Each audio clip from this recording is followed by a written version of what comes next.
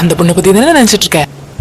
வானம் எங்கும் உன் பிம்பம் மானம் கையில் சேரவில்லை. முதல்ல என்கிட்ட கேட்டிருக்கணும். உன் வாசம் இப்ப கேக்குறேன். வாசம் வாழ்க்கையில் என்ன கல்யாணம் பண்ணிக்கிறேன்? உயிரை வேறோடு முடியாது. என்னை சந்தேல் என்கிட்ட நேரம் இல்லையே.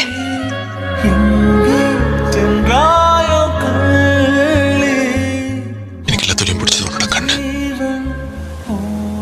நான் எவ்வளவு தேடி பார்த்தாலும் உன் மனசு தெரிய மாட்டேங்குது.